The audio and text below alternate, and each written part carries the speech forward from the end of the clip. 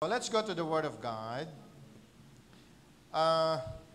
Ngayong araw po na ito ay, ito pong topic natin ay alam na ho natin. Pero habang magtatapos ang taon ay nais ko pong again na aralin po natin, pagbubulay-bulayan po natin.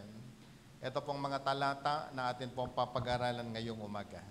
Let's open our Bibles, please, in the book of Isaiah chapter 61, especially verse 1 hanggang po sa verse 3. Isaiah 61, beginning verse 1 up to verse 3. Now, can we read it aloud? The Spirit of the Sovereign Lord is on me, because the Lord has anointed me to preach good news to the poor. He has sent me to bind up the brokenhearted, to proclaim freedom for the captives, and release from darkness the prisoners. Verse 2, can we read it aloud? To proclaim the year of the Lord's favor, and the day of vengeance of our God, to comfort all who mourn. Verse 3, and provide for those who grieve in Zion, to bestow on them a crown of beauty instead of ashes, the oil of joy instead of mourning, and a garment of praise instead of spirit of despair. They will be called oaks of righteousness, a planting of the Lord for the display of His splendor. Purihin ang Panginoon sa Kanya pong pagkakabasa ng Kanyang buhay na salita. Tayo po'y manalangin. Lord, we offer you our lives today. And we pray, O God, let your Spirit come, rule and move in our midst, Lord, as we study your word. And I pray, O God, today may you touch every heart, and may you touch every ear. Open even our spiritual eyes so we can see your very rema.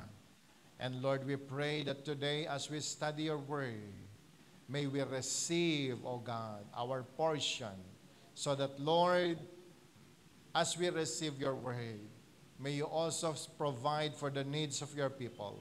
Maging ang lahat na nanonood online, O God, I pray, minister to them.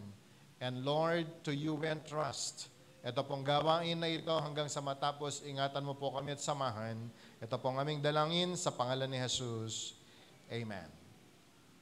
Isaiah, especially of chapter 61, verse 1, ay gusto ko pong muling sabihin sa bawat isa, this is the very vision of our church.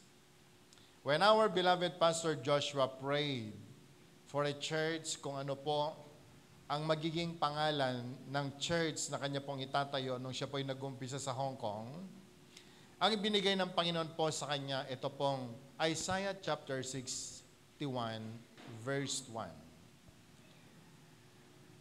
And so, ang 611 Church ay na-register dahil po sa inspiration ng Isaiah chapter 61, verse 1. And when we registered our church in the Philippines, ito din ho yung ginamit po natin. And that today, my brothers and sisters, as 611 people, nais ko pong magkaroon tayo ng konting pagbabalik tanaw. I-review kung bakit ito po yung ipinagkaloob ng Panginoon sa atin. Not only the name of the church, but the vision of the church. Para ho tayo ay magkaroon ng mas malalim na background, ito po ay hindi lamang church name. But again, gusto ko pong sabihin sa bawat isa, this is the vision of our church. Pwede bang sabihin sa katabi mo, this is the vision of our church. Dahil alam niyo mga kapatid, sabi po ng Bible, without a vision, people perish. Kung wala pong pangitain ang tao ay mapapahamak. Kung wala pong pangitain ang isang institusyon o isang organization, that institution will fail. Kaya nga po mahalaga ang isang pangitain sa tao. Are you still with me? Hindi lamang po pangarap, but the vision. Ano yung nakikita mo sa buhay mo, sa buhay nating lahat. Napakahalaga po nito. And as a church, my brothers and sisters, God had given us a vision. Ano ho yung vision? The Isaiah 61 verse 1 vision. Na kung babasahin natin ulit, ang sabi po ng Bible, the Spirit of the Sovereign Lord is on me because the Lord has anointed me to preach. What? Good news. Sabihin nga po natin, good news. Say it again, good news. Not only to preach good news, but sabi po ng Bible, He sent us to bind up the brokenhearted. Not only to bind the brokenhearted, to proclaim freedom for the captives and release from darkness for the prisoners. And this is the vision na ipinagkaloob ng Panginoon sa atin. Now, as a review kung bakit naisulat ang Isaiah 61 verse 1, brothers and sisters, Isaiah 61 verse 1 is a prophecy. Sabi nga po natin, prophecy. Nung ang Israel ay, sabihin na lang ho natin, nawawalan na ng pag-asa. Nung ang Israel ay gumawa ng taliwas sa kalooban ng Panginoon, and that the Israel people, the Israelites, suffered because of their rebellion in the Lord.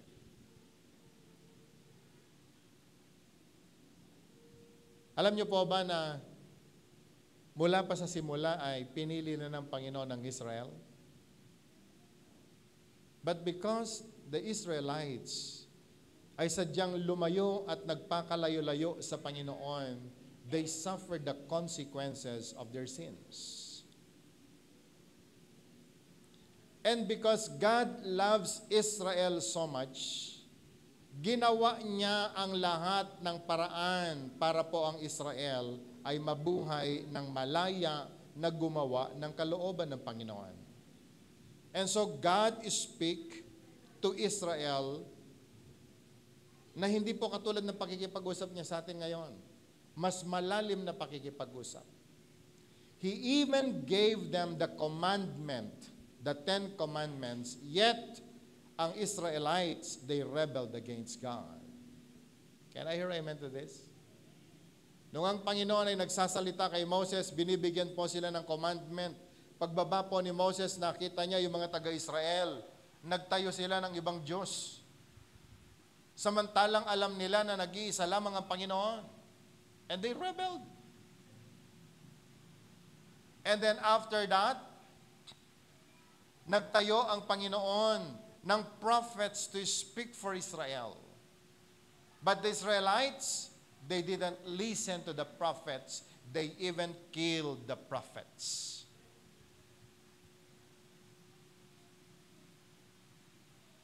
Nagtayo ang Panginoon dahil sa kahilingan ng mga taga-Israel. Kailangan nila ng judges. They need someone to judge. And so God gave them judges. Yet, ang mga taga-Israel, they rebelled again sa mga taong itinayo ng Panginoon. And then the Israelites again cried, they need a king. And so God gave them kings. Hindi lamang isa, ang dami pong naging king sa Israel. Pero alam ho ninyo, ang Israelite, nagrebelde pa rin sa Panginoon. Can I hear amen? At alam nyo, nakakalungkot mga kapatid, ang mga propeta pinapatay, ang mga judges hindi pinakinggan, ang mga kings, nagrebelde din naman sila. And so the people of Israel ay wala na pong pag-asa. But God is so good sapagkat hindi po niya kailanman kalooban na ang tao ay masira o kaya mapahamak. John chapter 3 verse 16, because He loved the world so much, meron siyang pinangako, meron siyang pinlano, meron pa rin pong solusyon ang Panginoon sa rebellion ng tao. because He wants everyone to be saved.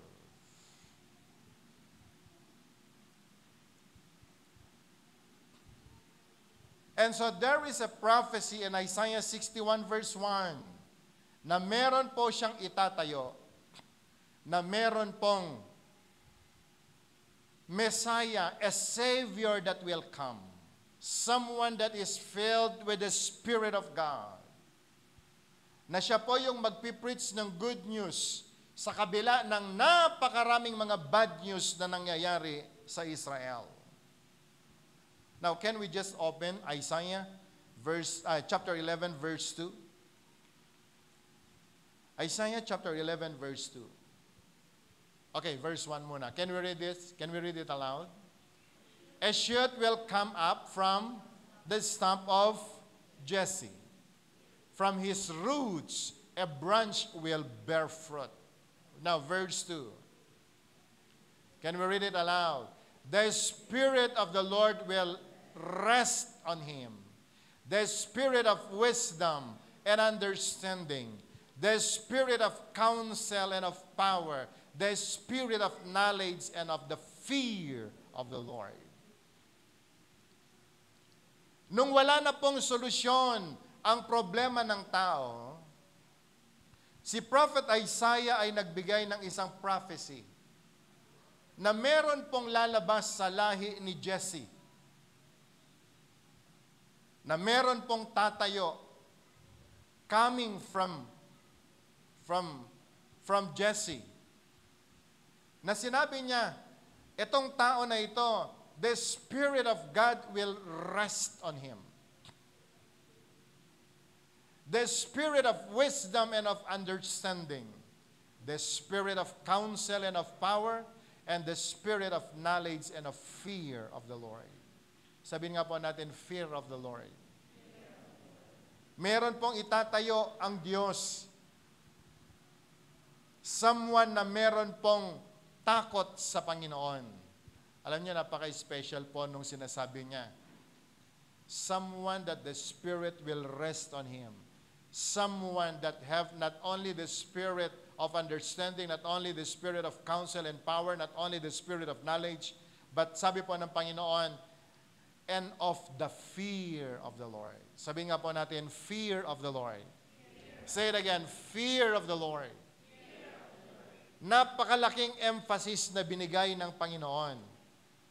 Na sinabi niya, itong tao na ito, itong itatayo from Jesse, from the fruit ni Jesse, someone that has fear of the Lord.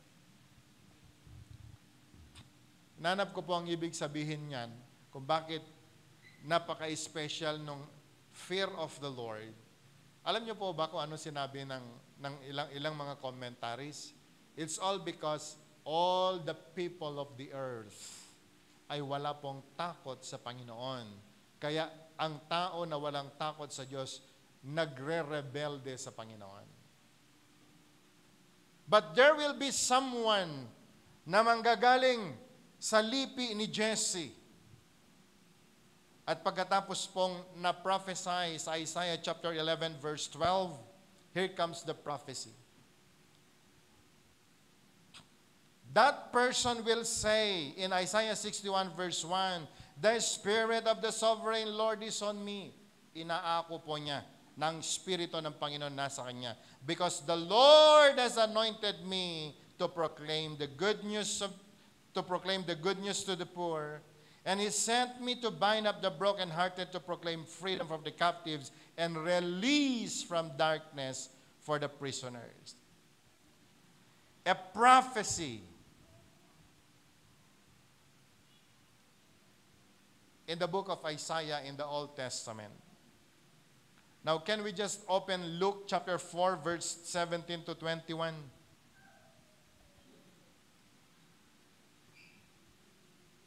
Now, can we read this? Pwede po ba natin basahin? The scroll of the prophet Isaiah was handed to him. Unrolling it, he found the place where it is written, verse 18, the Spirit of the Sovereign Lord is on me, because He has anointed me to preach good news to the poor. He has sent me to proclaim freedom for the prisoners and recovery of the sight of the blind, to release the oppressed. Verse 19, to proclaim the year of the Lord's favor. 20. Then he rolled up the scroll, gave it back to the attendant, and sat down. The eyes of everyone in the synagogue were fastened on him. Ano sabi po ng verse 21? Can we read it aloud? And he began by saying to them, today, this scripture is fulfilled in your hearing. From Isaiah in the Old Testament, nagkaroon po ng 400 years of silence bago po dumating ang Messiah, ang Panginoong Hesus. At nung siya po ay nasa lupa, nung siya po ay 30 years old na, and he started his ministry, nung siya po ay nasa temple, ay ibinigay sa kanya yung scroll, kasi nung araw, wala pong libro. Ang pinagsusulatan ng mga informations, even the Word of God, ay naisulat sa scroll. And the very scroll na ibinigay po sa kanya is the record ng Isaiah. And Jesus read the book of Isaiah chapter 61 verse 1. At hindi po lamang niya binasa. Sabi po ng verse 21. Can we read it again? And he began by saying to them, today, this scripture is fulfilled in your hearing. Ang prophecy na sinasabi po ng Isaiah ay nagkaroon po ng fulfillment sapagkat yung nagsabi doon, the Spirit of the Lord is on me, ay pinaprophesy si Jesus po yun. Can I hear amen? Can I hear amen?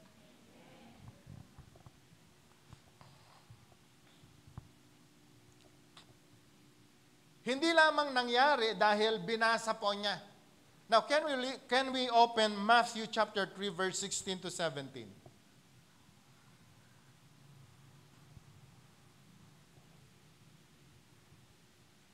Can we read it?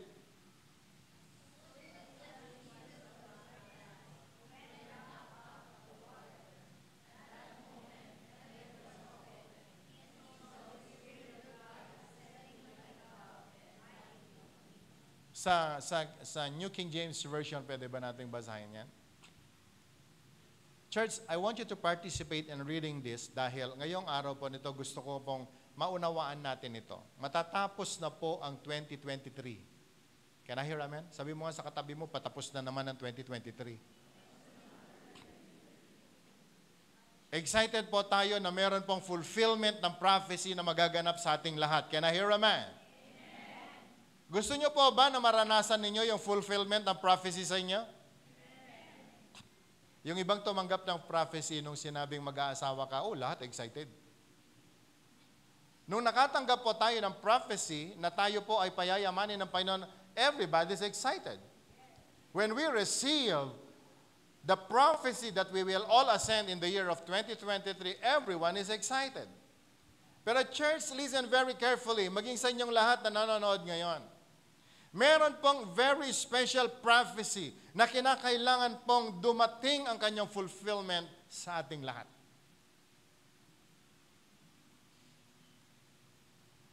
In Matthew 3:16, sabi po dito, when Jesus got baptized by John the Baptist, doon po sa Jordan River, ano sabi po doon? The heavens were opened to Him. Can we read it again? The heavens were opened to Him. Alam niyo po ba na ang langit pwedeng magbukas? Walang excited. Alam niyo po ba na ang langit pwedeng magbukas? Para sa'yo? Ilan excited? Lift your hands, please. Okay. And the heavens were opened to him. Ang sabi po ng Bible, and he saw the Spirit of God descending like a dove, alighting upon him. Dumapo sa atin pong Panginoong Jesus.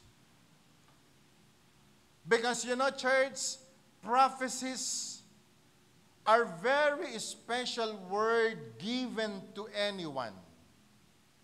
And the prophecies ay kinakailangang maganap at tiyak na magaganap. It will not tarry, but it will surely come.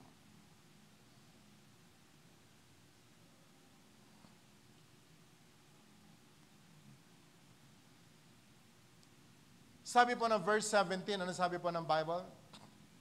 And suddenly, a voice came from heaven saying, "This is my beloved Son, in whom I am well pleased." Can we read it again?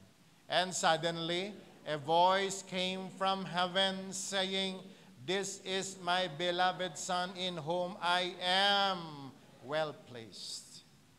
Sapagat alam ninyo, kapatid, na kakaiba kapag ang tao ay tumanggap ng Spirit ng Panginoon, meron pong special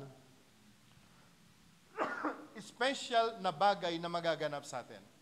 Alam niyo po kung ano yan? Number 1, in verse 16, nakita ko po doon. The heavens will be opened for you. Are we all excited? The heavens will be opened for you. Number 2, meron pong confirmation na sinasabi ng Bible. Sa verse 17, even the Father God in heaven will confirm that you are a son. Hindi lahat ng tao po pwedeng pagbuksan ng langit. Hindi lahat ng tao ay po pwedeng i-confirm ng Panginoon ang sonship para sa Kanya. Hindi rin po lahat ng tao ay sasabihin ng Panginoon, "I'm pleased with you." Do you get the point? And brothers and sisters, in Isaiah 61, in Isaiah 11, and Isaiah 61, it's just a prophecy. At marami pong mga believers nung araw, Israelites po nung araw, parang okay lang sa kanila yan. Hindi nila alam kung mangyayari, hindi nila alam kung magaganap sapagat yung puso po nila ganun nakatigas dahil sa kasalanan na kanila pong mga pinagagawa. But mind you, my brothers and sisters, ang prophecy ay ginanap ng Panginoon in the New Testament. Can I hear amen? Dumating si Jesus. Tinanggap niya, dineclare po niya. Doon sa Luke chapter 4:17, itong salita ni Isaiah, sa araw na ito, nagaganap sa inyong paningin. And then he started his ministry. Ano po ba nangyari sa Matthew chapter 11, verse 4?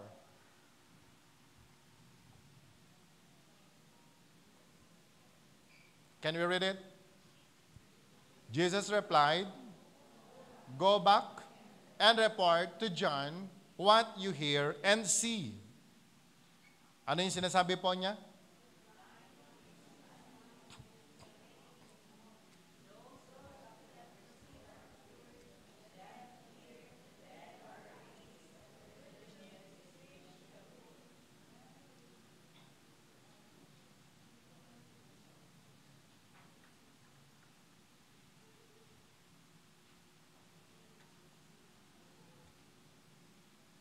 Okay. Again, in Matthew chapter 11, sabi po, especially of verse 1. Verse 1 nga muna. 11 verse 1.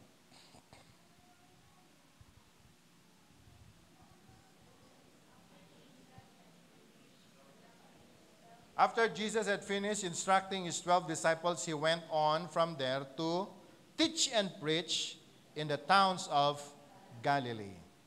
Pagkatapos sinabi po niya sa verse 4, ano nangyari? And Jesus replied, "Go back and report to John what you hear and see." Ano po ba yung nakita nila? Ano yung narinig po nila? The blind receive sight. The lame walk. What else? Those who have leprosy are cured. The deaf hear. The dead are raised. And the good news is preached to the poor. Isn't it that the prophecy was fulfilled? Can I hear amen? Can I hear amen? Si Jesus na tumanggap ng Spirit ng Panginoon, just after receiving the Spirit of God, He started doing the ministry. Sabi po ng verse 1 ng Matthew chapter 11, He preached. He teach. At hindi po natapos doon. Nakita ng mga disciples, narinig ng mga disciples, in the witness of everyone, may nangyaring mga signs, wonders, and miracles. The lame walk, those who have leprosy are cured.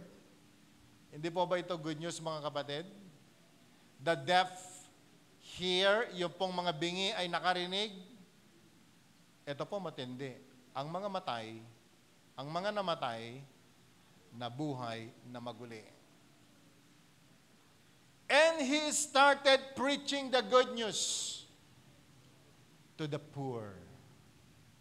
Hindi po yung mahirap, hindi po yung mga relita, hindi po yung mga taong grasa sa mga panahon na ito. Alam niyo po ba kung sino ang pinakamahirap sa mundong ibabaw? Hindi po yung mga walang pera, kundi po yung mga taong walang Panginoon sa buhay. Can I hear amen? And you know, this kind of ministry, sabi po ng Bible, ginawa ni Jesus. At sabi niya sa mga disciples, pumunta kayo kay John, ipamalita niyo sa kanya, nangyayari ang lahat ng ito.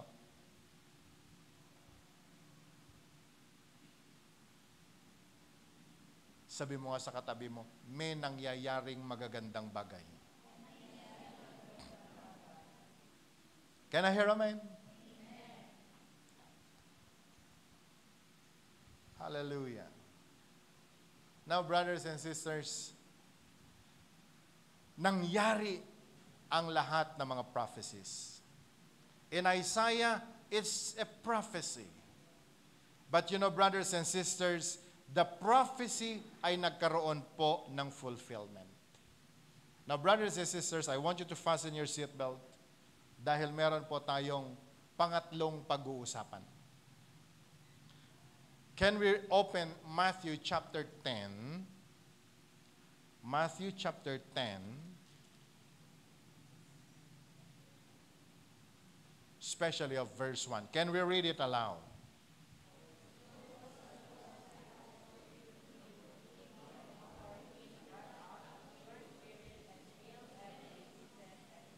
Sino po yung tinawag niya? Tinawag po niya yung kanyang mga disciples. Now, listen to this. Nung una, si Jesus ang gumagawa. He preached the word, He preached the good news, and then He started healing people. He started to raise kahit po yung mga patay. Na-witness ng mga disciples ni Jesus. Amen. Nanonood lamang sila. Wala silang ginagawa. Bit-bit lang nila yung mga tinapay, sapagat yan ang kanilang ministry, ang taga-bit-bit ng tinapay.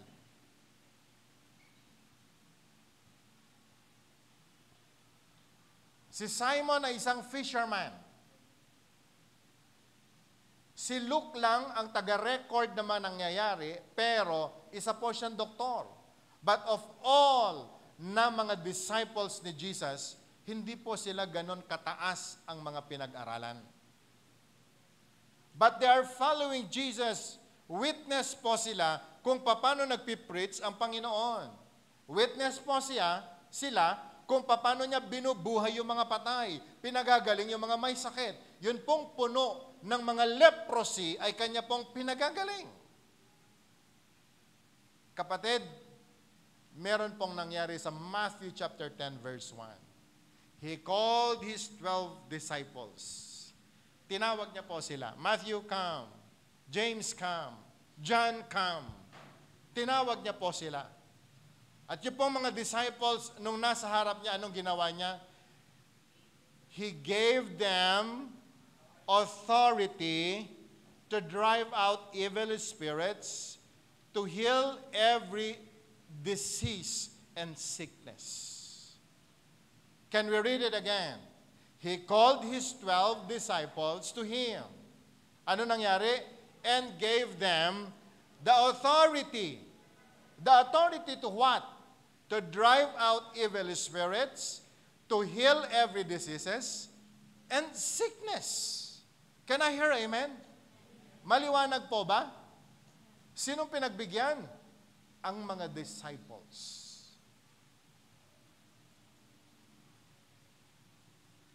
Ang mga disciples ang kanya pong pinagbigyan. Now verse 5, ano ho sabi ng Bible?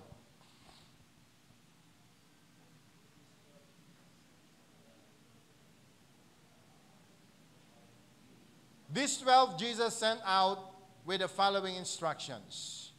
Do not go among the Gentiles or enter any town of the Samaritans. Verse 6. Go rather to the lost sheep of Israel.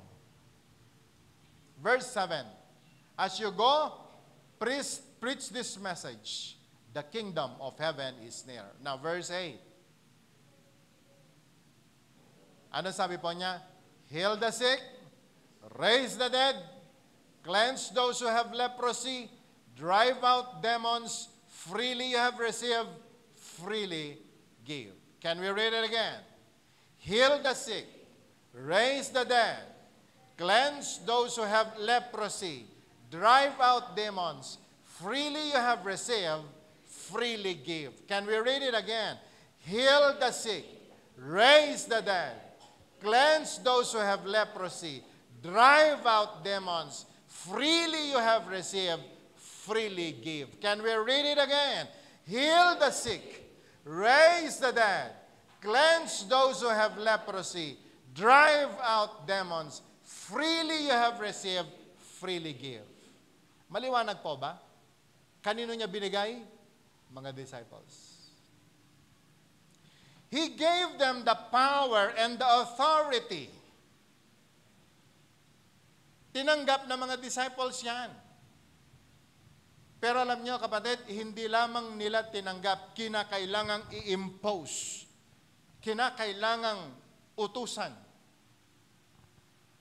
I-demand ng Panginoon. Alam nyo kung bakit? Ang mga tao noong araw ay kailangan nila ng miracles ng Panginoon. Many were sick. At dahil po sa sakit at karamdaman, ang dami pong mga namamatay. Noong araw, ang dami pong mayroong leprosy. Alam niyo po ba ang leprosy kasi noong araw? Ito po ay sumpa ng dahil sa kasalanan na ginagawa ng tao. And so people are suffering. Not only that, ang dami pong sinasapian na masamang espiritu.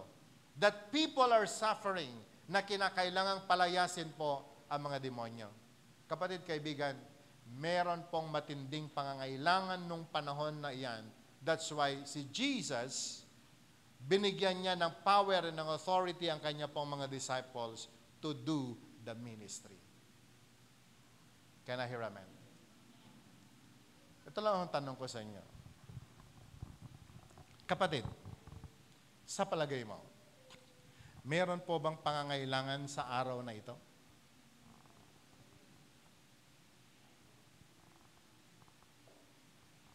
Tanungin mo nga yung katabi mo, sa palagay mo. Meron bang pangangailangan? Meron po bang demand? Ang sanlibutan ngayon for the ministers na kinakailangang mag-perform? Meron. Ang daming may sakit. At alam nyo, ang sakit ngayon, hindi lamang physical. Yung iba po, may sakit na sa pag-iisip, may sakit na sa kanila pong spirit within themselves. Pwede ba bang tumingin kayo sandali ngayon? Ang dami pong mga bata ngayon may sakit. Naintindihan po ba natin? Ang dami pong mga bata ngayon, sa palagay ko, the evil spirit is ruling in them. Na hindi po natin po pwedeng palagpasin as people of God, as the church people. We need to be sensitive of the needs sa mga panahon po na ito. Meron po akong pinakikinggang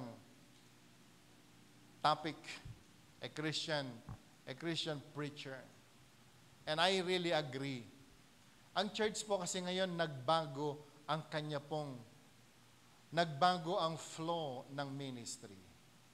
Today, churches are more on entertainment and not ministry. Pagandahan ng tugtugan, pagandahan ng music, pagandahan ng uniforme, pagandahan ng mga programs. Yet, inside the church, ang dami pong may sakit, ang dami na po ang namamatay, ang dami na po ang meron pong leprosy, but the church is doing nakaligtaan ng church ang ministry po na ito. But as 611 people, especially this is our vision. At hindi lamang vision, this is the name of our church na kinakailangan pong bumalik po tayo kung sino tayo, ano ang pagkakatawag po ng church natin, ano yung vision meron po tayo sa church. Because whether you like it or not, kung wala pong tatayo na mga tunay na Kristiyano na tatanggap ng calling at ministry po na ito, ano pa kaya ang po pwedeng gawin ng kaaway sa church ng atin pong Panginoon? Can I hear amen? And so the disciples receive it. Tinanggap ng mga disciples. Ito pong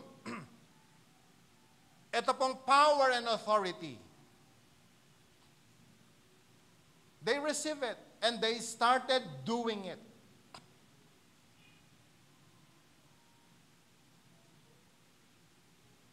Now Mark chapter 16. Mark chapter 16.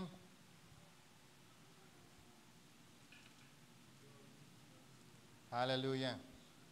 May kausap pa rin po ba ako? Meron ho tayong nakukuha?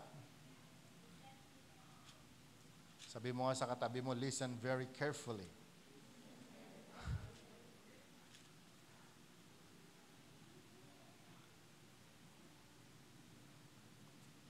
Now, Mark chapter 16. But before I go to verse 15, pwede po ba natin buksan yung verse 14?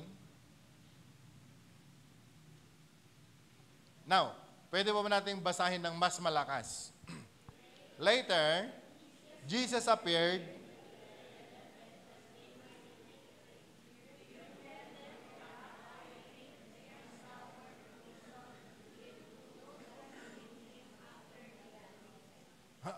Pwede po ba natin basahin ulit? Yung pong mas malakas pa dyan.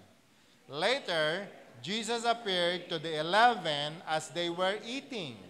He rebuked them for their lack of faith and their stubborn refusal to believe those who had sinned after he had.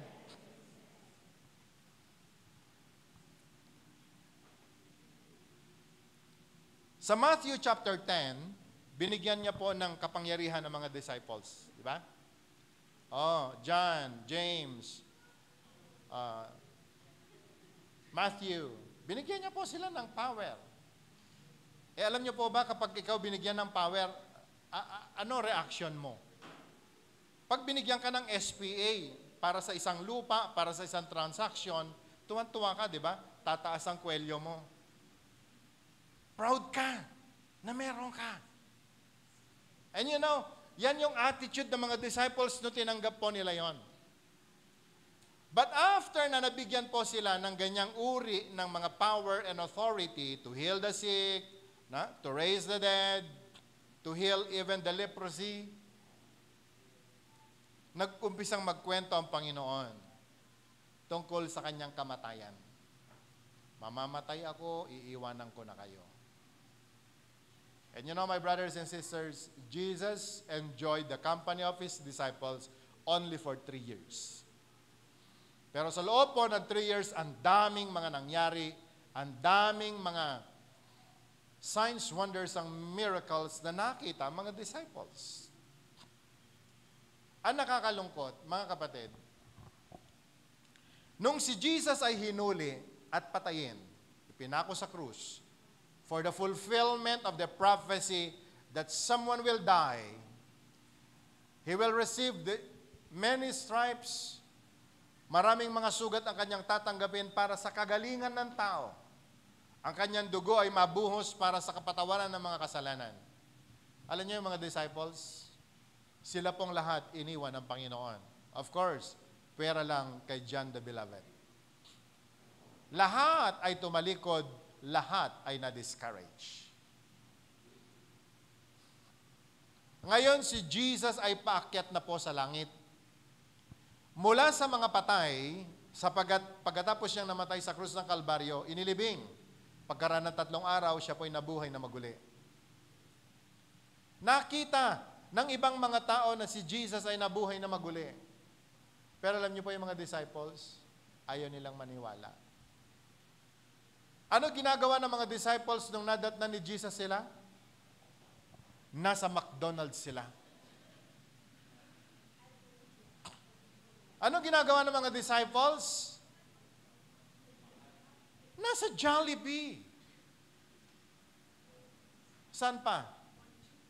Sa Bonchon. And they're very busy fellowshipping, eating together.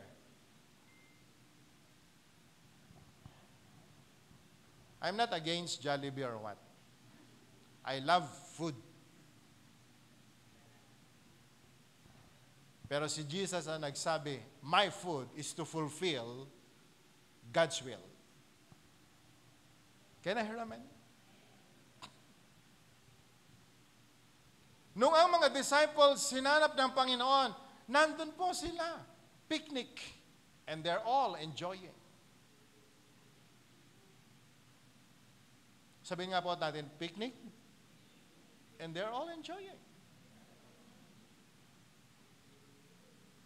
Nasa utak at puso pa rin kaya nila the power and the authority that God had given them? Everyone, they are all busy in their own thing. Can we read it again? Verse 14. Later, Jesus appeared to the 11 as they were eating.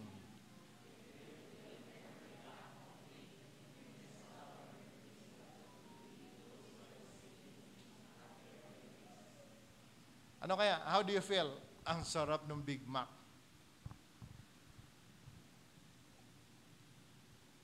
Ang sarap ng Jollibee, lalo na kung may discount galing kay manager. Tapos biglang dumating si Jesus, anong pinaggagawa mo? What are you doing? O kaya yung takam na takam ka na, sanang kakain ka, tapos biglang dumating si Jesus, I rebuke you!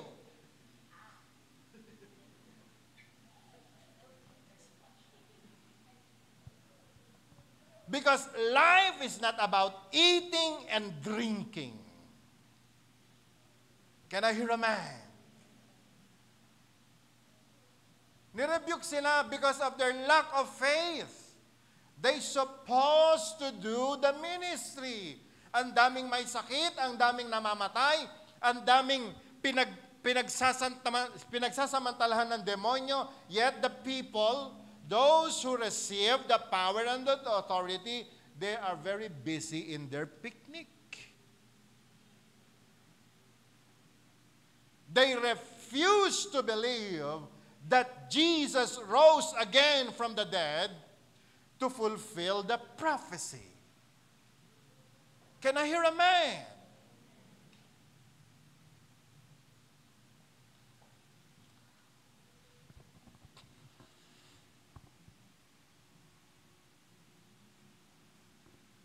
Verse 15.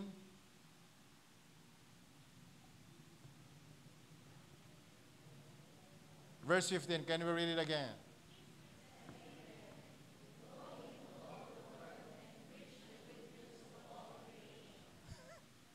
Magkarugtong po kasi yung 14 tsaka 15 yata. Tama po ba? After ng 14, di ba 15 na? Magkasunod lang ho yan. Walang overnight na nangyari na lumagpas. Magkarugtong lang. Kasama nung I rebuke you. Sila ho ay siguro sabay-sabay nagbaba ng kanilang pagkain, ng kanilang McDonald's and everything, you know? At pagkatapos sinabi sa kanila ng Panginoon, and He said to them, go into all the world and preach the good news to all creation. Can we read it again? And He said to them, go into all the world and preach the good news to all creation. Can we read it again? And He said to them, go into all the world and preach the good news to all creation. Can I hear amen?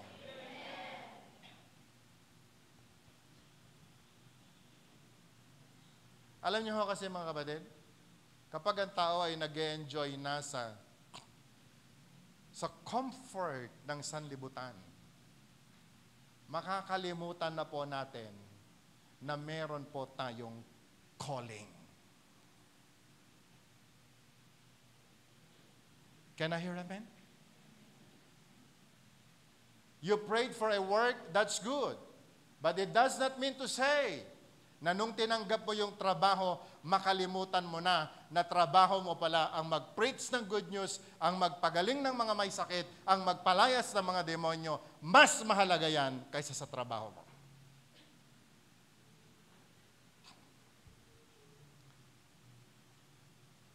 Nagka-girlfriend ka lang, nakalimutan mo na kung ano yung dapat mong gagawin. Nagka-boyfriend ka lang, nalimot mo na ang pagkakatawag ng Panginoon sa atin. Di ba? Sa susunod na mga linggo, ituturo ko sa inyo ang sinabi ni Paul. Sa mga may asawa, isipin na ninyong wala kayong asawa, maglingkod kayo sa Panginoon. Church, are you still following? Kapatid, kaibigan, alam niyo po ba, katatapos lamang ng pandemya, ang daming mga namatay. Pero ang church, hindi po tayo tumigil sa pagpipreach ng good news. We made our role. We fulfilled the mission, the vision that God had given us. And we prospered. Walang namatay sa atin. Amen po ba? Dahil yan ho ang tinutukan natin. Ngayon, may mga dumarating na mga banta na naman ang problema. Pero gusto ko po sabihin sa inyo, huwag ho nating kalilimutan ang pagkakatawag ng Diyos sa atin. Meron ho tayong calling. That is to preach the good news. Huwag na tayo lumayo. Pwede ba kayong tumingin sandali sa akin? Ilan sa mga family members po natin na may sakit? Ilan sa mga family members po natin ngayon ang inaatake ng demonyo, ang kanyang kalusugan, ang kanyang financial, ang kanilang relationship? Ilan sa kanila? And what are we doing? Yung iba po ay nag-aabang ng pastor. Kailan kaya maging available si pastor? Yung iba po ay naghahanap. Sino kayang minister ang po pwedeng gumawa? Pwede po ba natin sundan ang verse 16 ngayon? Can we read it aloud? Whoever believes and is baptized will be saved. But whoever does not believe will be condemned. Verse 17. Can we read it again aloud? And these signs will accompany those who believe. In my name, they will drive out demons. They will speak in new tongues. Verse 18, they will pick up snakes with their hands. And when they drink deadly poison, it will not hurt them at all. They will place their hands on the sick people. They will get well. Sino daw po yung mga gagawa niyan? Pwede ba balikan natin verse 17? Sino daw po? Those who believe. Now, do you believe this? Do you believe this? Ilan ho ang naniniwala at nananampalataya dyan? Lift your hands, please. Come on, I want you to lift your hands. Show it to God that you believe. So we believe. Can I hear amen?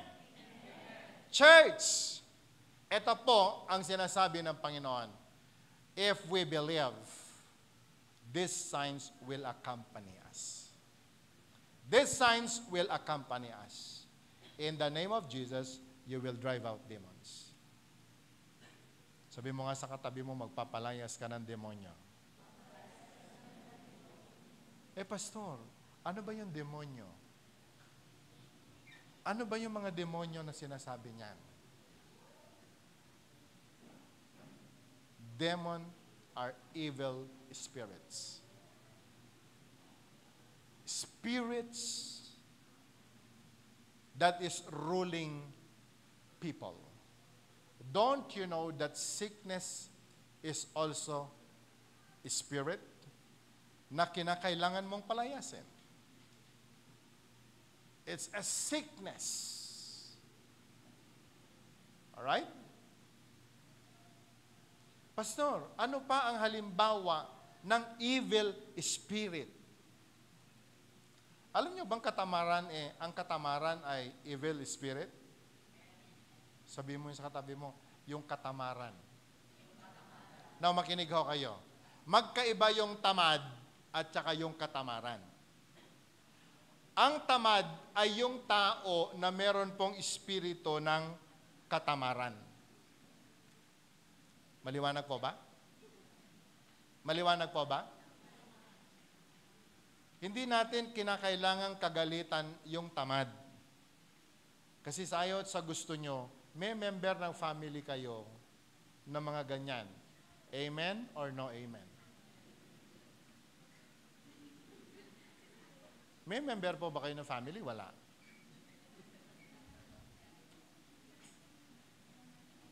Marami pong mukha ng katamaran.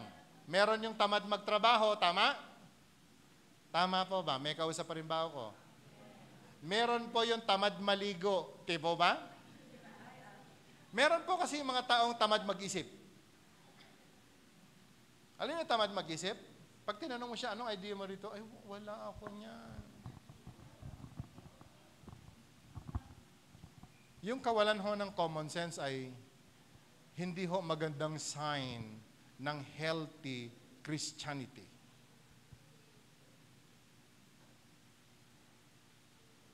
Now, brothers and sisters, as people of God who believe in the Lord, nasabi po ng Bible, these signs will follow them. You will drive out demons. Can I hear amen? If you believe, you will drive out demons. Kailan?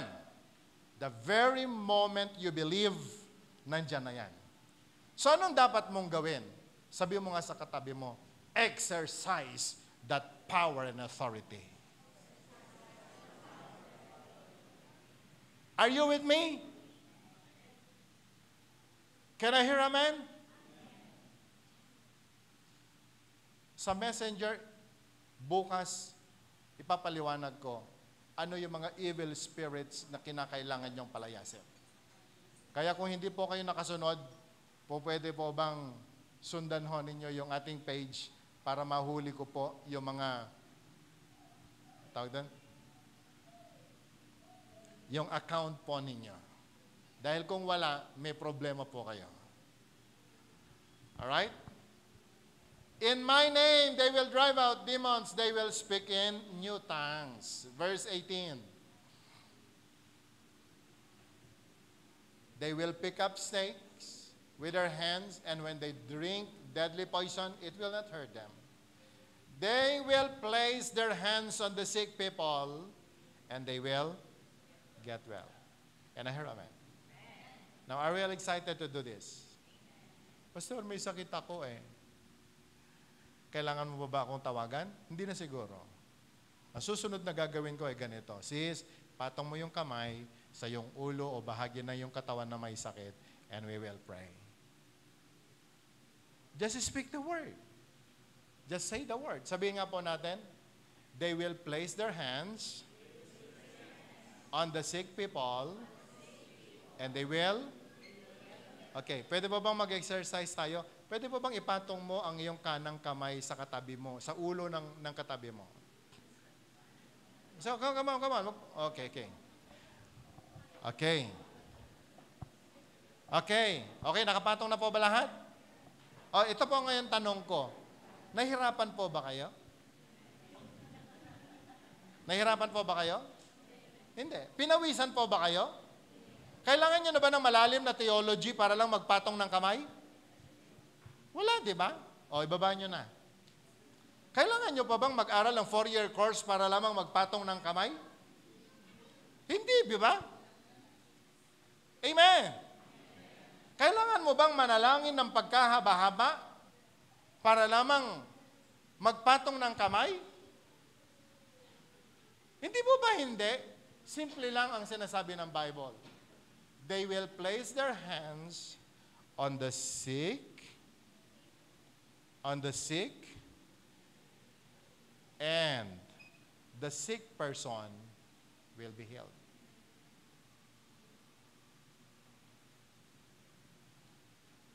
Ilagay ho natin sa isip at sa puso natin. I believe in God. I have the Word of God. I will obey the Word of God. Because I believe this sign shall follow me. I will put my hands on the sick. I will lay my hands on the sick. And that sick person will be healed. Di ko naman kailangan mag-pray. Shika na rabakon norora. Ha? Minsan OA po ang interpretation nating mga Kristiyano. Naunawaan po ba natin? May sakit ba nanay mo? May sakit ba tatay mo? May cancer ba kamag-anak mo? All you need to do is just to lay your hands. But be sure you have Jesus. But be sure you have the faith.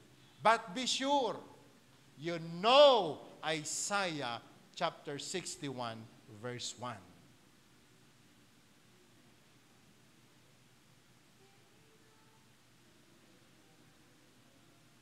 Pag tinanong ka nung may sakit, ba't may papatong ang iyong kamay sa akin? Then open Mark chapter 16 verse 18. Read the word. And this sign shall follow those who believe. Can I hear amen? Yun lang. Wala nang iba. Yun lang. Maipapakita mo na ikaw, kasama po tayo dun sa vision na tinanggap ng Panginoon. The prophecy na na-fulfill, the prophecy that was passed to the disciples, and the prophecy na naipasa na sa atin ngayon. Brothers and sisters, we the 611 people, kinakailangang mabuhay po tayo sa pangitain na ito, sa ministry na ito, at ma-fulfill na po natin ang buong kalooban ng Panginoon. And I believe, lahat po tayo, tinawag po tayong lahat. Can I hear amen? Can I hear amen? To enjoy the world, very good. Wala hong masama sa rest and relaxation. Pero tatandaan po natin, the devil is too busy to destroy human lives. The devil is too busy para po pagnakawan ang tao. The devil is too busy para po patayin ang maraming mga tao. Sino ang gagawa ng ministry na yan kung hindi po tayo kikilos? Can I hear amen? SWAT, you have a lot of work in your campuses. Market people, you are called to be the light and salt in the marketplace kung saan ka nilagay ng Panginoon. Sa community kung saan tayo naroroon, kailangan po tayong gumawa before it's too late. Can I hear amen? Masaya po ba kayo na sa Tugigaraw ang daming naglalabasan mga dambuhalang mga hospital? May bad news po akong sasabihin sa inyo. Ang mga hospital ay naglalakihan at ang dami pang dumarating na mga malalaking hospital. But ang church ay pakonti ng pakonti at ng pakonti. At ang nakakalungkot mga kapatid, yung mga tao na nasa loob ng church, sila ngayon ang dinadala sa mga dambuhalang hospital. Good news po ba ito? It is not a good news. May mga pastor na namatay. Nasa palengke po kami. Nakita ko ng isang pastor. While I'm busy walking, nilapitan po niya ako, Pastor. Sabi, kumusta? Tanong niya sa akin, alam mo bang namatay si ganito? Alam mo bang namatay si ganito? So tanong niya sa akin ganito, Pastor, bakit sila namamatay? Para bang may kinalaman ako? Sabi ko, di ba likas naman sa tao mamamatay? But that question, ang tanong po na yan, hindi niya ako pinatulog ng almost 2 weeks. And that's the very reason na bumalik po tayo sa Isaiah chapter 61 verse 1. Ang daming dumarating na mga messages sa aking phone asking for healing. And I was reminded, sabi ko, oo nga, nasaan ang church? Nasaan ang church? At binalikan ko yung Mark chapter 16. Kahit pala si Jesus nung araw, yung kanyang mga disciples na binigyan ng power and authority, they are very busy eating, nagpipiknik, and they're doing nothing. And I was reminded of that.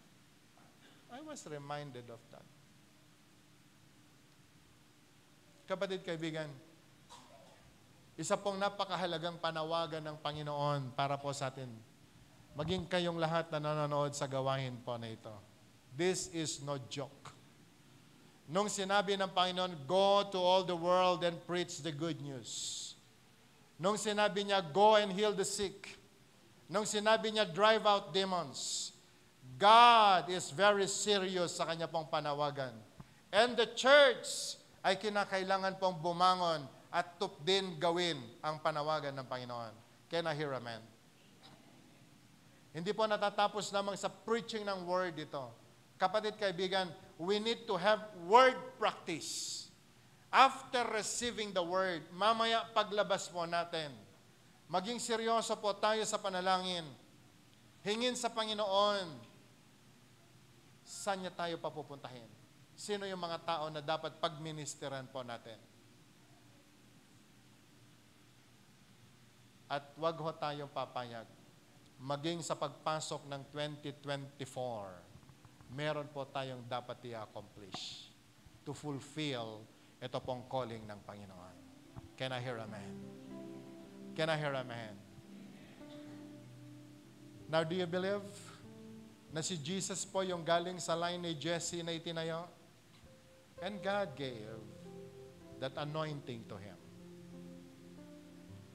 But I have a good news to you, my brothers and sisters. Hindi po natapos sa kanya. Ibinigay sa mga disciples.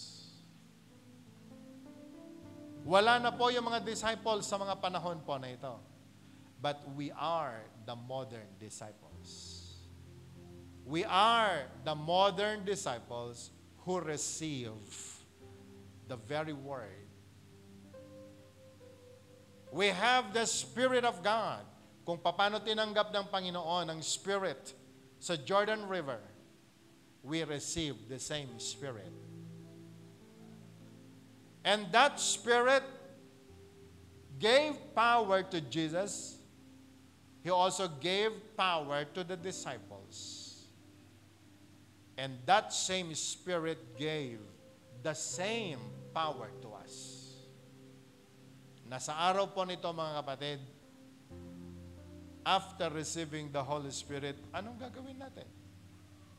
Ang daming mga nagkakasakit, ang daming namamatay, ang daming buhay ang nasisira. Kung hindi po natin gagawin, kung hindi po natin gagawin ang pagkakatawag natin, sayang ang mga buhay. Can I hear amen? Just close your eyes for a moment. Church, we are called in our own name. It is He who called us for a very special purpose. Tinawag po niya tayo because He wants to give us His Spirit. The Spirit of the living God that will empower us in preaching the good news, in healing the sick, in driving out demons. This is the very reason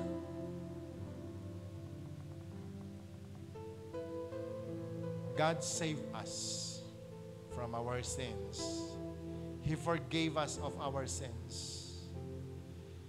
And now, He called us peculiar people.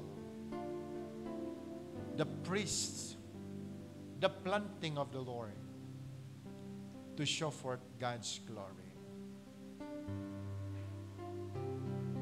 Lord, I pray, let down your Spirit now.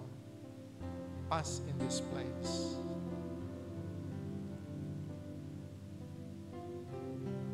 Let your Holy Spirit come, God. Rest among your people and fill us now. Church, come on. Desire for that.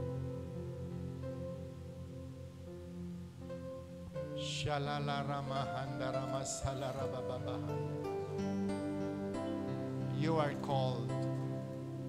You are called. Oh, Spirit of God, we welcome you in this place. Holy Spirit of God, we welcome you in this place. Holy Spirit of God, we welcome you in this place. Let the power of the Holy Ghost fall on me. Oh, anointing fall on me. Church, make it a prayer. Let the power of the Holy Ghost fall on me. Anointing fall on me. Oh yes, hallelujah. And let the power of the Holy Ghost fall on me. Anointing fall on me. Church, again. Oh, let the power of the Holy Ghost fall on me. Anointing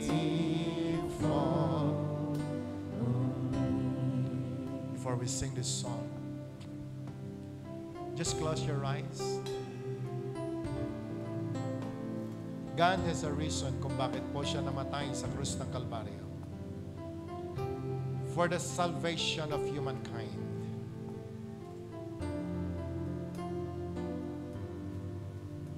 But I want to tell you, brothers and sisters, Jesus came.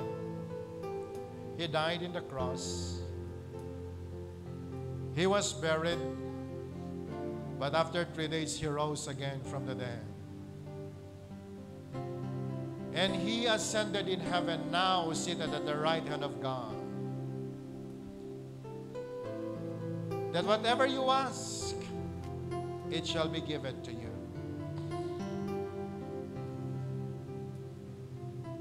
But one thing is sure, my brothers and sisters, if you believe in the Lord, He will give His Spirit to you. So that in this life, we can preach good news. The world today, kailangan po niya ng magandang balita. Even our family members today, many of them, they are suffering.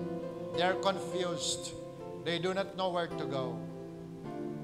They need the good news. And God is telling you, preach the good news. Give them the word. If they are sick, lay your hands on them and they will recover. Cast out demons. And the name of the Lord will be glorified. Lord, I pray, lay your hands upon your people now. Touch your people, oh God.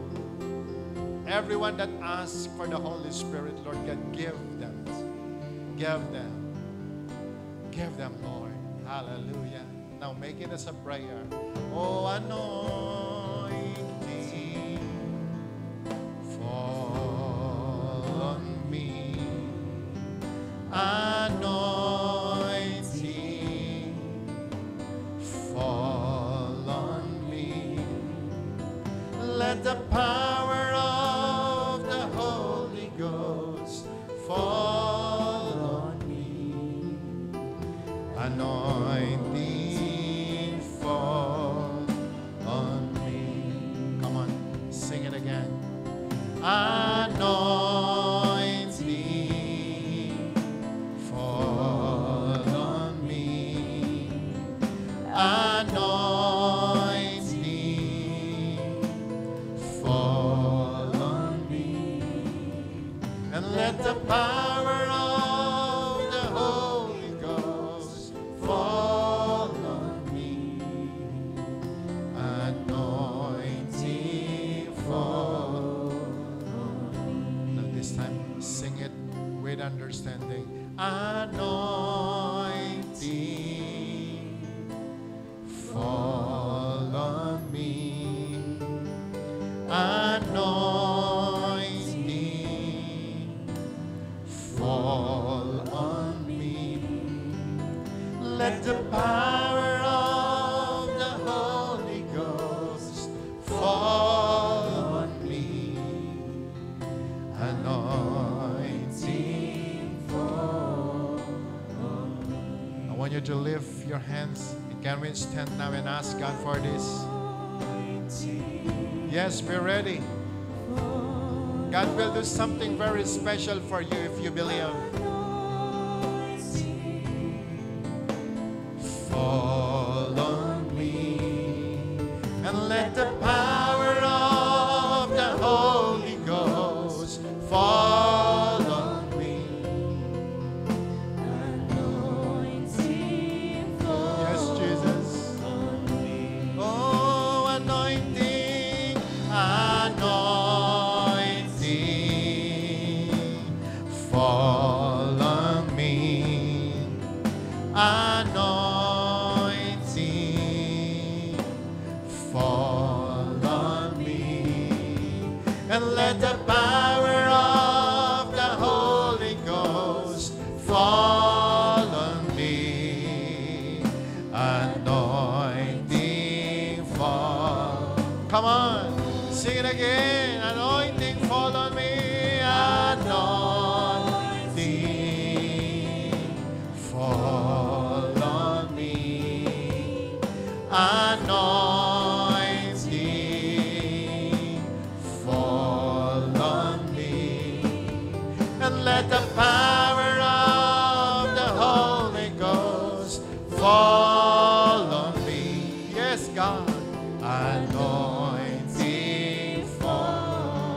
Let the power of the Holy Ghost, and let the power of the Holy Ghost fall on me.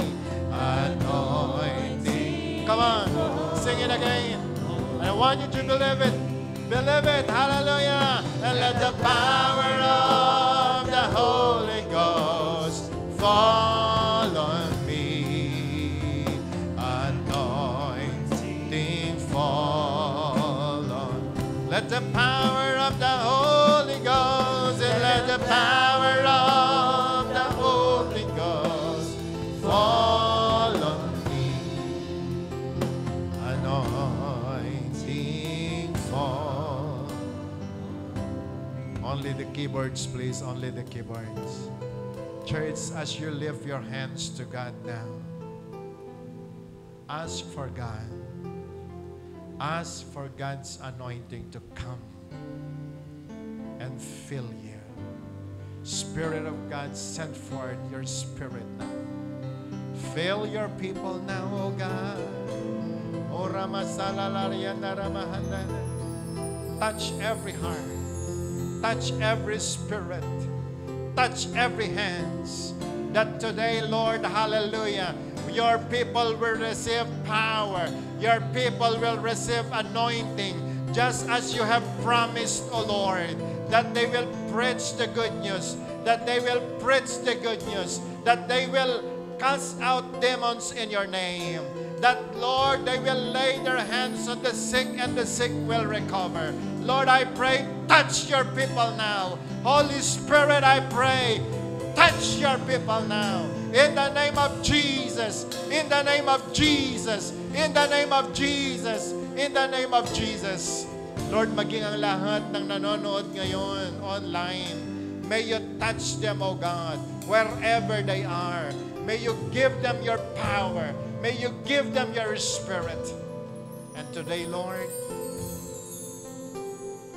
we remember and we acknowledge that Isaiah 61 verse 1 says, because of your spirit, because of your anointing, we shall preach the good news. We will heal the sick. We will release even those who are in prison. For Lord, because of your power.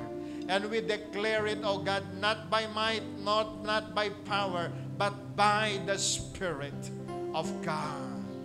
At Panginoon, sa oras po na ito, in the name of Jesus, you can see every hands lifted up. Come on, can we just lift our hands lifted up now?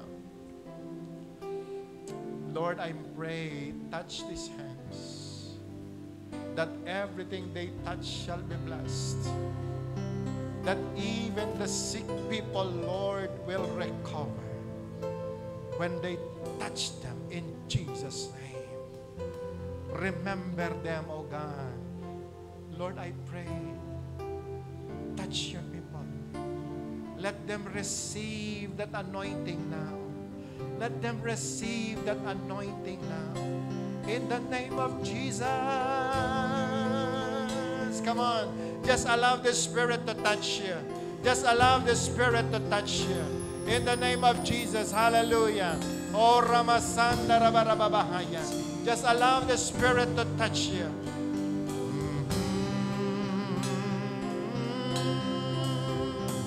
Let the power of the Holy Ghost fall. Just allow the Spirit to touch you. Anointing fall.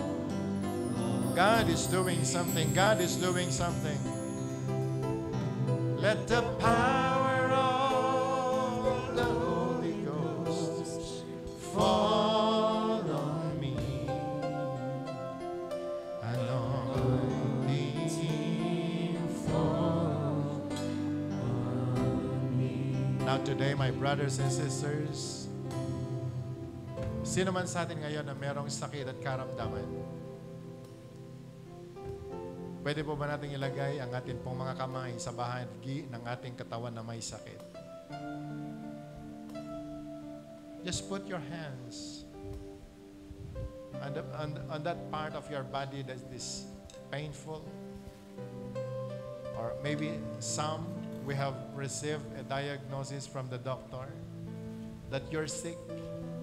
Just lay your hands on the part of your body. Now I want you to pray your own prayer now. Just pray your own prayer. Believe.